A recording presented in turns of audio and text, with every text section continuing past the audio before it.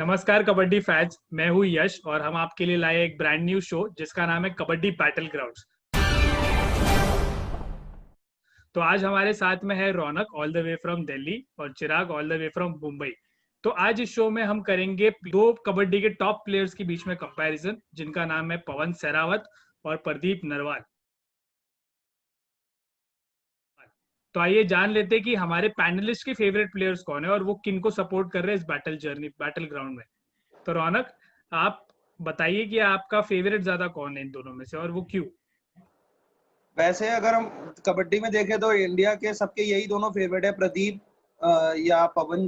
तो मैं यहाँ पे इस टाइम पे मैं यही कहूंगा कि मैं प्रदीप को सपोर्ट करूंगा, क्योंकि प्रदीप ने जो इतने कंसिस्टेंटली हर सीजन में परफॉर्म करा है, तो मैं यहाँ पे प्रदीप को करूंगा। पवन ने भी सिर्फ 2 सीजन में ही परफॉर्म करा है, क्या पता वो अब आने वाले सीजन में कोई ना कोई उनकी मतलब एक कमजोरी पता लग जाती है कि तो वो आउट होना या कुछ उनकी कमजोरी हो जाती है तो बंदा नीचे हो जाता है। तो इस टाइम पे प्रदीप बहुत ऊपर है। और चिराग, आप किसको सपोर्ट करोगे इस बैटल में? मेरे लिए तो दोनों ही बहुत अच्छे प्लेयर है, लेकिन दोनों यंग भी है, 23-24 इयर्स के। लेकिन पवन मेरे हिसाब से ज्यादा अच्छा प्लेयर है और मेरे को मतलब वो पसंद भी है। और उनकी जर्नी सीजन 6 से ही अच्छे से खेलने लगे। पहले वो एज ए डिफेंडर भी खेलते थे, गुजरात फॉर्च्यून जायंट्स में भी थे, बेंगलुरु बुल्स में भी थे, लेकिन तभी बेंच पे रहते थे ज्यादा। लेकिन सीजन 6 से उनको चांस मिला और उन्होंने चांस जो ग्रैब किया है कि ऐसा परफॉर्मेंस दे रहे कि उन्होंने लेवल ही चेंज कर दिया पूरे गेम का। तो चलिए आज के इस बैटल की शुरुआत करते हैं और देखते हैं इस बैटल के एंड में कौन जीतेगा। तो मैं आप लोगों को इस बैटल की रूल्स बता दूं। हम लोग कुछ पैरामीटर्स है, कुछ चीजें हैं जिसके ऊपर इन दोनों प्लेयर्स को कंपैरिजन करेंगे। अगर हम बोले, हम लोग कुछ स्टैटिस्टिक्स को भी कंपेयर करेंगे इसके साथ में। और अगर हम लोग देखें तो पवन सहरावत ने हालांकि अपनी जर्नी सीजन 5 में चालू की थी और प्रदीप नरवाल ने है कि अपनी जर्नी सीजन 2 में शुरू करी थी। लेकिन दोनों ने ही अपने पहले सीजन में ज्यादा अपना कंट्रीब्यूशन नहीं दिया था गेम में, तो हमने वो सीजन को स्किप कर दिया इस कंपैरिजन में। तो हम प्रदीप नरवाल के लिए सीजन 3 से लेके आगे के सीजन को कंपेयर करेंगे और पवन सहरावत के लिए हम सीजन 6 और सीजन 7 को कंपैरिजन चालू करेंगे। तो पहला हमारा जो मैट्रिक है पहला, वो है रिकॉर्ड्स। तो रिकॉर्ड्स पे हम दोनों प्लेयर्स को कंपेयर करेंगे। तो आइए हम थोड़े से रिकॉर्ड जान लेते हैं हमारे दोनों भी स्टार प्लेयर्स के। तो पहला रिकॉर्ड है पवन सहरावत का। पवन सहरावत के पास ये रिकॉर्ड है कि उन्होंने एक मैच में सबसे ज्यादा 39 पॉइंट्स लिए। ये उनका पहला रिकॉर्ड है। दूसरा उनका रिकॉर्ड है कि वो सिर्फ दूसरे प्लेयर रह चुके हैं जिन्होंने 300 से अधिकतर पॉइंट्स लिए एक सिंगल सीजन में। तीसरा रिकॉर्ड इनका है कि पवन सहरावत के एक फिनाले में, जो कि सीजन 6 के 22 पॉइंट्स लेने का भी एक रिकॉर्ड है। अब साथ ही में हम देख लेते हैं कि प्रदीप नरवाल के रिकॉर्ड्स कौन से। तो प्रदीप नरवाल को मिला है 2 बार MVP का अवार्ड, जो कि है सीजन 4 और सीजन 5 में। इसके बाद प्रदीप नरवाल ने रिकॉर्ड बनाया है 369 रेड पॉइंट्स स्कोर करने का एक सीजन में, जो कि बहुत ही आगे था बाकी रेडर से। इसके बाद उन्होंने 11 कंसिक्यूटिव हालांकि back to back super tens का भी रिकॉर्ड बनाया। तो ये रहे हम हमारे स्टार प्लेयर्स के कुछ टॉप रिकॉर्ड्स। तो इन रिकॉर्ड्स को चलते हुए क्या लगता है रौनक कि प्रदीप नरवाल के रिकॉर्ड्स पवन सहरावत पे भारी पड़ते हैं और प्रदीप नरवाल बाजी मार जाएंगे इसमें? अगर रिकॉर्ड्स देखोगे, क्योंकि प्रदीप काफी मतलब एज कम्पेयर टू आप उसकी पवन शेरावत की बात करोगे तो ऑब्वियसली प्रदीप ने ज्यादा मैचेस खेले हैं और रिकॉर्ड्स भी उनके ज्यादा है एज कम्पेयर टू पवन। जैसे सुपर 10 भी ज्यादा होंगे, आपके सुपर 8 भी ज्यादा होगी, तो सब ऑब्वियसली रिकॉर्ड्स के मामले में अभी प्रदीप को पीछे करना पवन के लिए थोड़ा टाइम लगेगा। मे बी नेक्स्ट सीजन या उसके नेक्स्ट सीजन में अगर वो चलते रहे ऐसे कंसिस्टेंट परफॉर्मर रहे तो ये आगे निकल सकते हैं। नहीं तो यहाँ पे तो मैं अभी प्रदीप को एज कम्पेयर टू पवन मैं ऊपर करूंगा। चिराग, क्या आप सहमत हो कि? हाँ, मैं इस बताइए। पे ये कहना चाहूंगा कि सचिन तेंदुलकर अगर क्रिकेट में कंपेयर करें तो प्रदीप ने सचिन तेंदुलकर का काम कर चुके हैं। वो कि पहले ही वो रिकॉर्ड आके बना चुके हैं और पवन एक विराट कोहली का काम कर रहे कि वो सब रिकॉर्ड तोड़ते हुए जा रहे। तो मतलब अभी फिलहाल ओवरऑल में प्रदीप ज्यादा सीजन खेले, इसलिए उनके पास सारे रिकॉर्ड है। और ओवरऑल देखेंगे तो प्रदीप के पास ही ज्यादा अच्छे रिकॉर्ड है। रेड पॉइंट्स में भी वो टॉप पे, सुपर रेड्स में भी टॉप पे है, तो सब कुछ उनके पास है। लेकिन पवन जैसे और 1-2 सीजन खेलते जाएंगे तो वो प्रदीप को ओवरटेक करने के चांसेस उनके बढ़ जाएंगे। तो फिलहाल तो मैं सहमत हूँ कि प्रदीप के रिकॉर्ड ज्यादा बेटर है, लेकिन पवन धीरे धीरे वो तोड़ते हुए जा रहे हैं और आगे भी और तोड़ते हुए जाएंगे। तो इस बैटल के अगर हम एक कंक्लूजन पे आए तो हम ये बोल सकते हैं कि हाँ, ये सही है कि प्रदीप नरवाल ने काफी सारे रिकॉर्ड्स बनाए हैं, लेकिन रिकॉर्ड्स अब बनते ही है टूटने के लिए। तो पवन सहरावत वो पहले ऐसे खिलाड़ी है जो रिकॉर्ड्स के सबसे पास पहुंचे हुए हैं और जल्दी वो अगले आने वाले सीजन में उसे तोड़ सकते हैं। लेकिन अगर हम इसके लिए बात करें, अगर हमको एक पॉइंट देना ही हो तो रिकॉर्ड्स में पॉइंट जाएगा प्रदीप नरवाल को।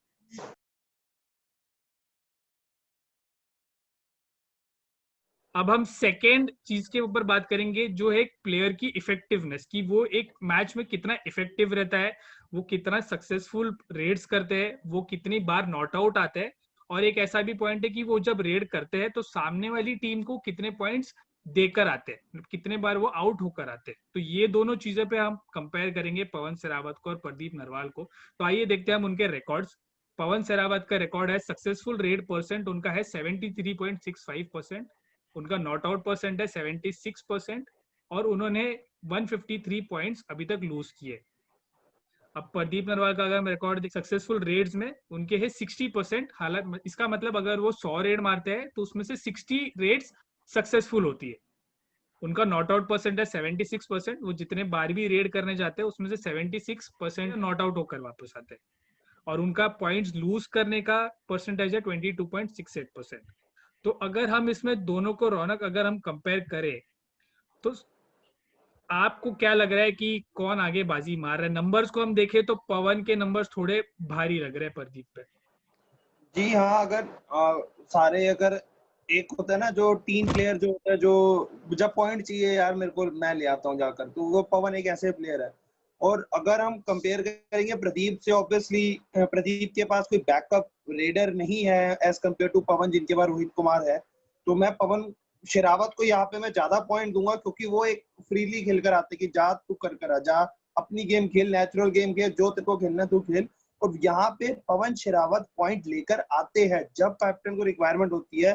तो वो आपने जैसे बोला 77 पॉइंट सम परसेंट है, तो वो मैक्सिमम टाइम जो है वो पॉइंट लेते हैं as compared to Pradeep. Pradeep आपके स्टार्टिंग में पॉइंट लेंगे, फर्स्ट रेड में जब जरूरत नहीं हो तब शायद ले पॉइंट, कि जैसे अगर टीम 20 और 10 से जीत रही है, स्कोर 20 और 10 से, तो वो लीड को 25, 26, 30 कर सकते हैं। लेकिन पवन शेरावत अगर 10-20 से हार रही हो तो वो रेड करके वो स्कोर को थोड़ा डिफरेंस कम कर सकते हैं। तो यहाँ पे मैं पवन को पॉइंट दूंगा।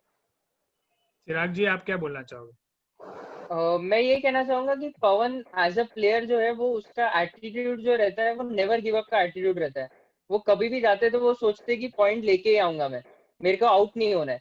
अगर वो आउट हो जाए तो भी वो जैसे ही रिवाइव होते हैं नेक्स्ट रेड में, ऐसा कॉन्फिडेंस उनका लो नहीं होता, वो पॉइंट लेके ही आते। तो इसलिए उनकी सक्सेसफुल रेड परसेंट भी 76 है, और जबकि अगर प्रदीप के देखे तो सिर्फ 60 है। तो 15% का डिफरेंस है, 15-16, तो वो बहुत बड़ा डिफरेंस होता है। लेकिन वही देखा जाए तो प्रदीप के ज्यादा सीजन भी काउंट हुए, लेकिन अगर बेस्ट सीजन काउंट करे तो मेरे हिसाब से पवन उनके आगे इसमें, ये यहाँ पे मैं ये कहना चाहूंगा। तो यहाँ पे दोनों पैनलिस्ट की सहमति से हम इस बैटल का विनर रखेंगे, होगा पवन कुमार सहरावत। तो अभी हमारा स्कोर हो चुका है 1-1 for Pradeep Narwal and 1 for Pawan Sehrawat. तो आइए चलिए आगे बढ़ते हैं। तो हमारा अगला मैट्रिक है प्रेशर। तो हम जानते हैं कि कोई भी प्लेयर का जो असली रूप बाहर निकल के आता है वो आता है प्रेशर सिचुएशन में। तो कबड्डी में दो सिचुएशंस होती है जब प्रेशर काफी ज्यादा होता है। एक पहली ऐसी सिचुएशन है जब आपकी मैच के आखिरी 10 मिनट चल रहे हो। वो आखिरी 10 मिनट में किसी भी प्लेयर ने कितने ज्यादा पॉइंट्स लिए, उसके स्टेटिस्टिक्स हमने निकाले कि आखिरी 10 मिनट में दोनों प्लेयर्स की परफॉर्मेंस कैसी है। एक दूसरा है कि डू और डाई रेड्स। तो जब भी आप डू और डाई रेड के लिए जाते हो तो तभी भी एक हल्का सा प्रेशर होता है कि आपको करो या मरो की स्थिति है। तो दोनों की डू और डाई रेड्स को भी हमने यहाँ पे कंपेयर किया। तो चलिए देखते हैं कि क्या है उनके नंबर्स। तो पवन कुमार सहरावत के लास्ट 10 मिनट में रेड पॉइंट्स उन्होंने लिए 112 सीजन 7 में, और डू और डाई रेड पॉइंट्स उन्होंने अपने सीजन 6 और सीजन 7 में 80 मैचेस खेले और उन्होंने 75 डू और डाई रेड पॉइंट्स लिए। अगर हम प्रदीप नरवाल को देखें तो उन्होंने लास्ट 10 मिनट में 101 रेड पॉइंट्स लिए सीजन 7 में, और डू और डाई पॉइंट्स उनके पूरे सीजन करियर में उन्होंने 107 मैचेस में 139 रेड पॉइंट्स, डू और डाई रेड पॉइंट्स लिए। तो अगर नंबर्स में मैं देखूं तो मुझे नंबर्स देख के काफी क्लोज लग रहा है ये, लेकिन प्रदीप का पकड़ा भारी लग रहा है। क्या लग रहा है रौनक आपको? जी हाँ, अगर हम डू और डाई प्रेशर सिचुएशन में देखेंगे तो वही चीज बता रहा हूँ मैं आपको कि बेस्ट चीज प्रदीप की यही है कि वो मतलब वो यही सोचते हैं कि मैं ही, क्योंकि उनको इतना प्रेशर, वो वैसे अगर आप डू और डाई रेट में अगर ना भी जाए, वो उनके ऊपर इतना प्रेशर होता है कि उनके बाद जब तक बैकअप रेडर कोई नहीं होगा तब तक वो एक फ्रीली गेम नहीं खेल पाएंगे। लेकिन वो एक ऐसा सीजन था, सीजन 5 मेरे को याद है, जब वो जीते थे तो उनके पास कोई बैकअप रेडर ऐसा नहीं था, कोई माना कोई भी नहीं था बैकअप रेडर। तो वहां पे अगर वो पूरा पूरा सीजन अकेले सिंगल हैंडली जितवा के गए, उनके पास किसी का तोड़ नहीं था। मंजीत या आपके पास फजल, कोई ऐसा कोई तोड़ नहीं था उनके पास। आए हैं पवन, अभी 2 सीजन हुए हैं, दोनों एक सीजन जितवा दिया बेंगलुरु को, दूसरे सीजन में भी अच्छा परफॉर्म करा है उन्होंने। लेकिन अब देखना चाहेंगे कि नेक्स्ट सीजन जो अब आने वाला है उसमें वो कैसा परफॉर्म करते हैं, क्या किसी को तोड़ मिल गया या नहीं मिला। जैसे डुक्की का कोई कोई टीम का तोड़ है किसी टीम के, सबके पास नहीं है। तो यहाँ पे प्रदीप को प्रेशर सिचुएशन में मैं थोड़े से मार्जिनली पॉइंट हल्का सा ज्यादा दूंगा एज कम्पेयर टू प्रदीप। चिराग जी, आप सहमत हो रौनक के बात से कि आपके पास और कोई पॉइंट है अपना?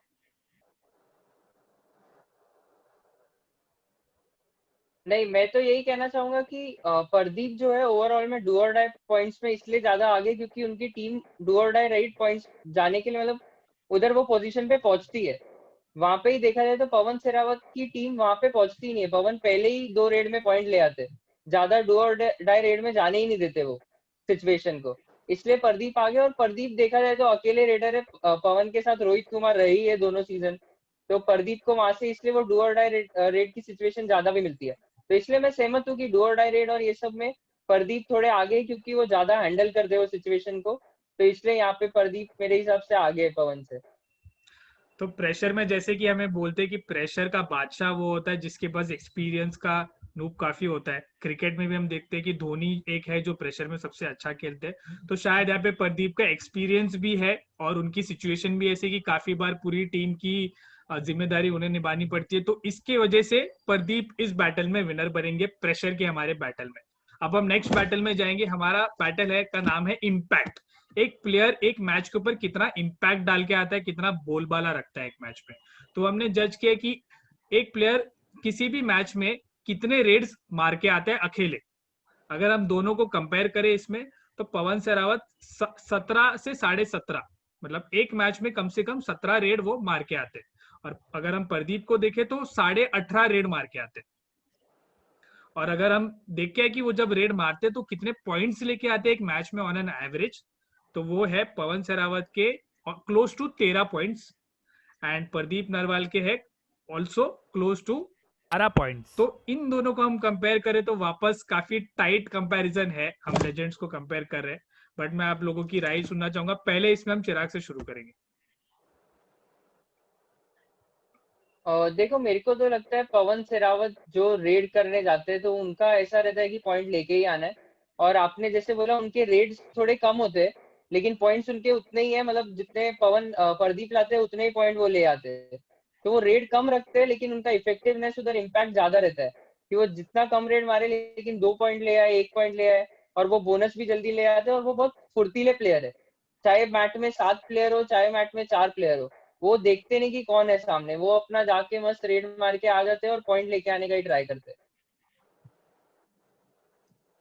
रौनक जी, आप क्या बोलना चाहोगे? मैं थोड़ा बहुत एग्री करता हूँ पवन के ऊपर कि पवन एज अ इम्पैक्ट, जैसे पॉइंट है इम्पैक्ट की कितना एक कि डिपेंडेबल कि मतलब पॉइंट चाहिए तो पवन, तो मैं यहाँ पे भी पवन को पॉइंट देना चाहूंगा।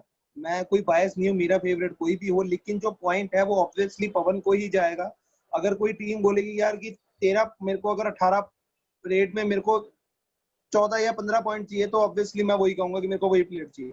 लेकिन आप ये देखो कि उसमें परसेंटेज कितनी है आपकी, मतलब आप एक रेड में 1 पॉइंट लेकर आ रहे हो कि एक रेड में 3 पॉइंट लेकर आ रहे हो। प्रदीप ज्यादा 2 या 3 पॉइंट खेलते हैं, पवन टच करा वापस, जिससे प्रेशर दूसरी टीम पे बने। तो एक मैं ये कहूंगा प्रदीप की जो जो टाइम जो एक वो भी देखोगे रेड टाइमिंग जो होती है वो भी, मतलब मैं 18 से 25 सेकंड कहूंगा, 18 से 20-25 सेकंड। लेकिन जो उसके प्रदीप की है वो कम से कम 28, 27, 28 जाती है, 25 से 30, क्योंकि वो एंड तक ट्राई करते हैं। पवन होता है पॉइंट लेकर आओ आ जाओ, तो एक मैं यहाँ पे मैं पवन को ही पॉइंट दूंगा as impact as a team player, and जो भी अगर इम्पैक्ट करोगे तो पवन ही जाएगा। तो इस बैटल के विनर भी बन चुके हैं पवन कुमार सहरावत। ये बैटल बहुत इंटरेस्टिंग बन चुका है, स्कोर हो चुका है 2-2, 2 पॉइंट्स फॉर पवन कुमार सहरावत और 2 पॉइंट्स फॉर प्रदीप नरवाल। अब हम चलते हैं हमारे आखिरी बैटल की तरफ, जो होगा टाई ब्रेकर।